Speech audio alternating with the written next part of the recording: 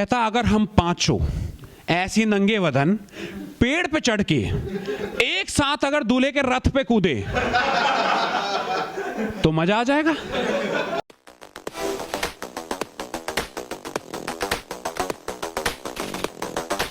लेकिन फिर ना हमारे ग्रुप में छठे मेंबर की एंट्री हुई जिसका नाम अमित गुप्ता था, लेकिन हम इसे छमिया बुलाते थे।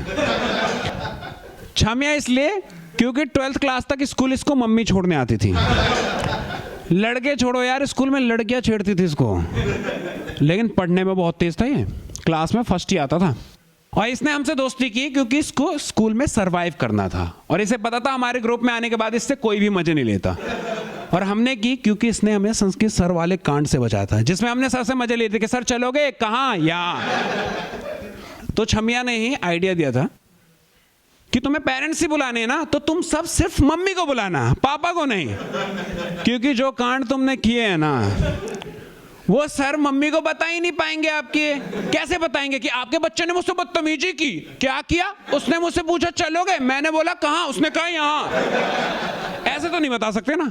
मैंने कहा हाँ यार, ये तो सोचा ही नहीं। तो हम सबने सिर्फ मम्मी को बुलाया। अब टीचर हमारा कांड ही नहीं बता पा रहा। मम्मी कह रहे बुलाया क्यों है? तो कहते हैं ऐसे बोल दिया कि आपका बच्चा हमेशा स्कूल लेट आता है। इससे हमारा फायदा ही हो गया क्योंकि हमारे घर वालों ने फिर साइकिल दिला दी कि पैदल हो जाते हैं बच्चे लेट, अब साइकिल से जाएंगे। हमने कहा यार दिमाग तो बहुत काम की चीज है, पनिशमेंट की जगह इनाम, ग्रुप में लो इसको।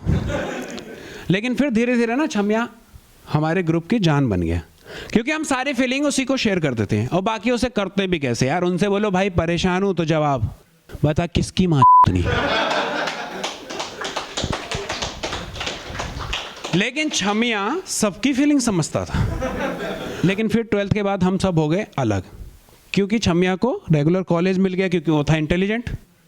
भाटी ने पढ़ाई छोड़ दी कि हमारा आ गया मुआवजा, अब पढ़ के क्या फायदा। जाट ने फुल टाइम पहलवानी ज्वाइन कर ली कि पहलवान बनूंगा, और सब हो गए लगभग अलग। लेकिन हमारा घर पास था इसलिए हम हर संडे मिलते थे दारू पार्टी पे। सिर्फ छमिया नहीं पीता था पर जाता जरूर था चखना खाने। और फिर हम पीने के बाद चढ़ने की एक्टिंग करके छमिया का शिकार करते थे। उसे पैदल गलियों में भगा के बाइक से पीछा करते थे छमिया।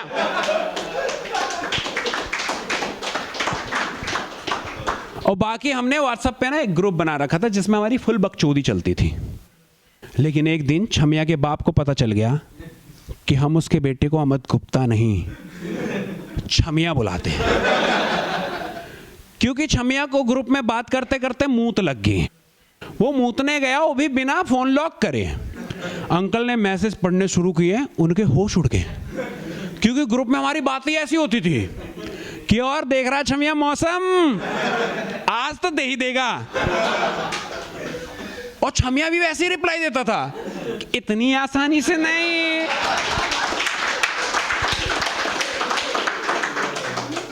पहले मुझे खुश करो। फुल बकचोदी चलती थी यार। उधर से पंडित बोल रहा है कि छमिया टूर पे चलेगा, वो भी फुल ये जिस्म तुम्हारा है जहां मर्जी ले चलो। उधर से बाबे बोल रहा है बीच में कि छमिया सिर्फ मेरा है, मेरे और छमिया के बीच में कोई आया तो गया।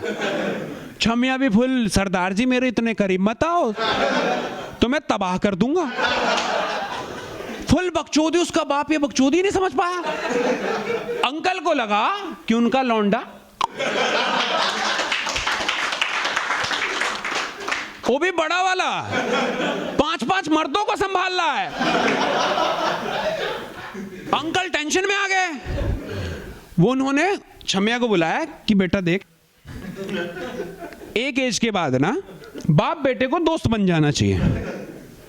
छमिया का तो सही बात है, आई एग्री। तो नेक्स्ट डे छमिया के पापा कहते हैं कि जा बेटा रूम में तेरे लिए कुछ है। अंकल उसके लिए लड़की लेके आ गए थे ताकि उनका डाउट क्लियर हो जाए। और एक तो यार देखो छमिया पहले से बहुत शर्मीला था, और ऐसे भी यार कोई भी बंदा ना बाप के इस ऑफर को एक्सेप्ट नहीं करता कि अच्छा पापा यार थोड़े ढीले थे इसके, कोई भी नहीं कर सकता ना यार। तो उसने भी मना कर दिया। उसका बाप टेंशन में। उसने अपने दोस्त से बात की, उसका दोस्त कहता है पहले तो देखो गुप्ता जी, इसको करो इन लौंडों से दूर, फिर देखते हैं क्या करना है। तो उसके बाप ने उसे पढ़ने बेंगलोर भेज दिया। अब हमारी धीरे धीरे ना बातें कम होने लगी, सब हो गए अलग अलग।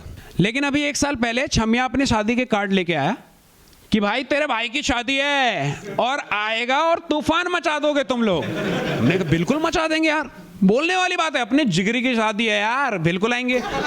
तो यार देखो, आप चाहे कितने भी कामयाब हो जाओ ना, आपके स्कूल के फ्रेंड मिलते हैं ना तो आप फिर से चूती हो जाते हो। तो यही हुआ। शादी वाले दिन मैं और पंडित उसके कमरे में गए। वो फुल दूल्हे के ड्रेस में तैयार होके, नोटों के माला पहन के रेडी था।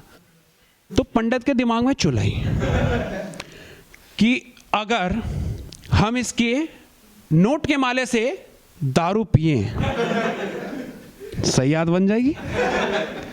मैंने कहा सही कह रहा। तो पंडित कहता चल इसमें से 2 नोट दे। लेकिन छमिया मना करता है कि यार ऐसे ही ले लो पैसे, क्योंकि माला खराब हो जाएगा। पर पंडित नहीं, मुझे उसी में से चाहिए। वो जबरदस्ती करता है, उसको बिस्तर पे गिरा देता है और उसके ऊपर बैठ के मुझे आवाज ला रहा है कि इसके हाथ पकड़। मैं जाता हूं, हाथ पकड़ता हूं कि तभी अंकल आ जाते हैं।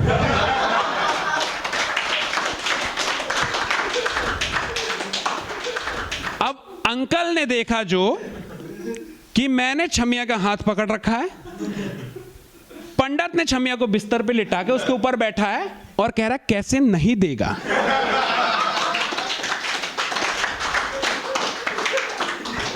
अब अंकल गुस्से से पागल हो जाते, मेरा बेटा सुधर गया तो अब तुम जबरदस्ती करने लगे। हमें पता ही नहीं अंकल के दिमाग में क्या चल रहा है। हमने अंकल नहीं, बस हम तो थोड़ा मस्ती कर रहे थे। अंकल ने जेब से नोट का बंडल निकाला और मेरे हाथ में दे दिया कि मस्ती करना है तो लड़की लेके आ, मेरे लौंडे से नहीं।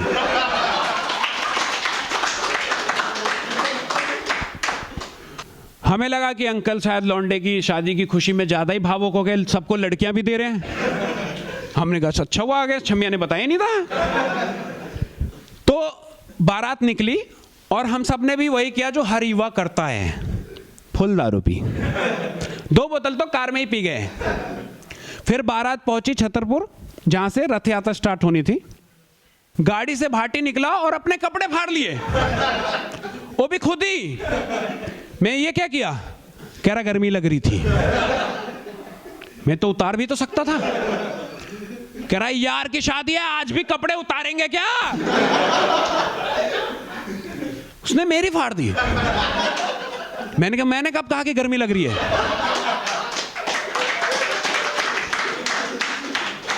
पांच मिनट के अंदर पांचों के कपड़े फट चुके थे।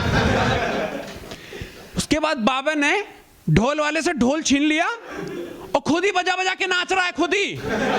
उसे देख के ऐसा लग रहा था किसी ने उसमें चाबी घुमा के छोड़ दिया हो, रुक ही नहीं रहा। वो जो बचपन में खिलौने नहीं आते थे, चाबी लगाओ घुमा के छोड़ दो, नाच रहा अपने आप ही, खुद ही ढोल बजा रहा है, खुद ही नाच रहा है।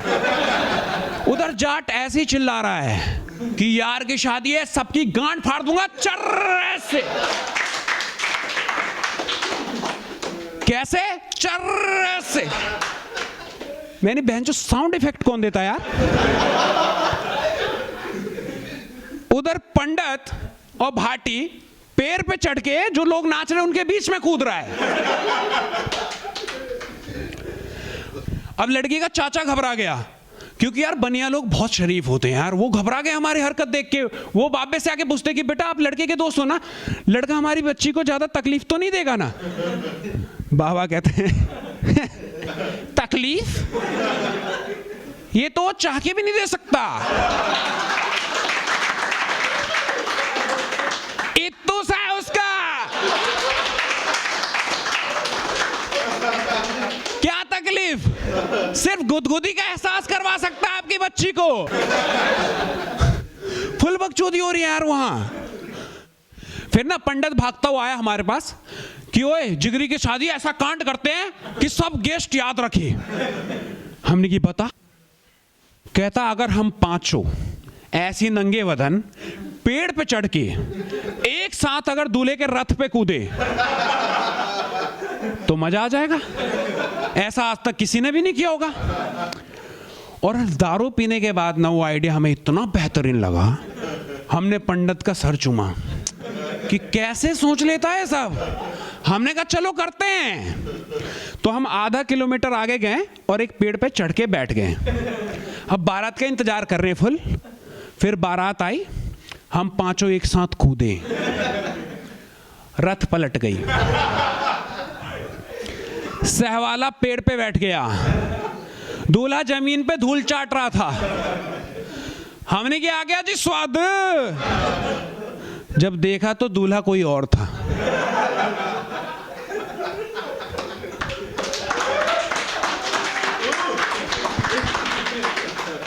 वो किसी और की बारात थी। कुछ लोग हमें मारने के लिए भागे कि तभी पंडित ने बंदूक निकाला और मेरे सीने पे लगा दी। मैंने की जिगरी के साथ ये हेडशॉट खाऊंगा या मार यहां। हमें देख के उनकी गांड फट गई कि बहन जो पागल लोग हैं, भागो यहां से। वो बंदूक नकली थी लेकिन लगती एकदम असली थी। पंडित उसे चांदनी चौक से लेके आया था और हर शादी में लेके जाता था हवाबाजी के लिए।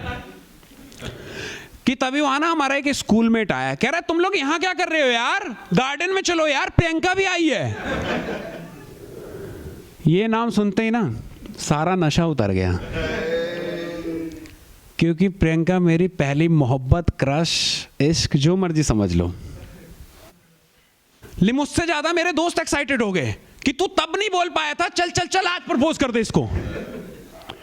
मैंने की हिम्मत ही नहीं है, क्योंकि यार मोहल्ले में भी ना कोई दूसरी लड़की को भी प्रियंका कह के आवाज देते थे तो रोंगटे खड़े हो जाते थे, मेरे दिमाग काम करना बंद कर देता था। मैंने हिम्मत नहीं है।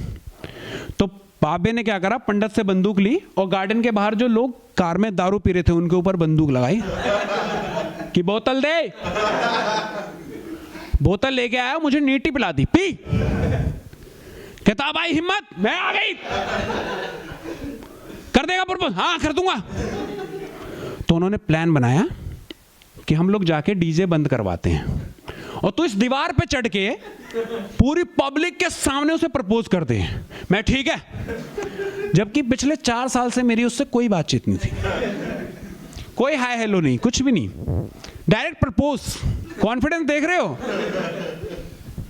तो जैसे डीजे बंद हुई, मैं दीवार पे चढ़ा और चिल्लाया, Priyanka I love you, I love you, I love you, I love. मैं बहन जो छतरपुर की पहाड़ियों से भी वेव निकलता है क्या? पीछे देखा, चारों दोस्त वेव निकाल रहे हैं।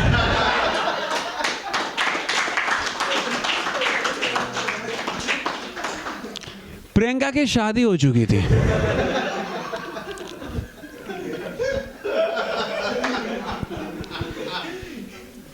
पति के साथ आई थी। और पता है पति कौन था? वही थापा जिसकी हमने मार लगाई थी। उस मार का बदला इसने मेरी मोहब्बत छीन के लिए। मेरी ऐसा क्या है इसमें जो मुझ में नहीं है, कि तब तक ना मेरे दोस्तों ने थापा को पकड़ लिया और मुझसे कहते हैं तू प्रियंका को लेके भाग जा।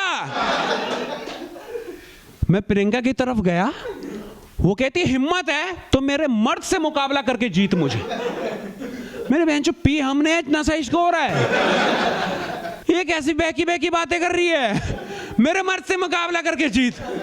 उसके मर्द को पकड़ के जाट और भाटी चाटी चाटे दे रहे हैं। फिर उसका मर्द बोल पड़ा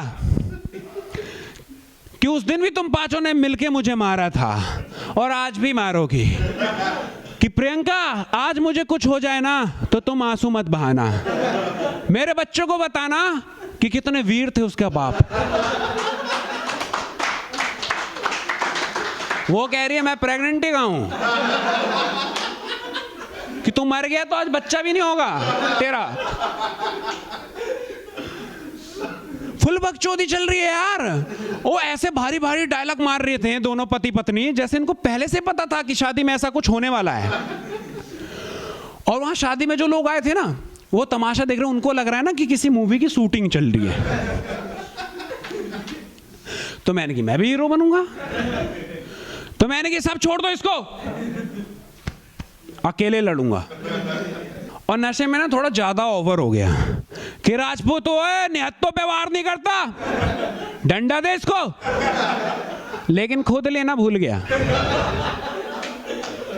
और वो राजपूत भी नहीं था।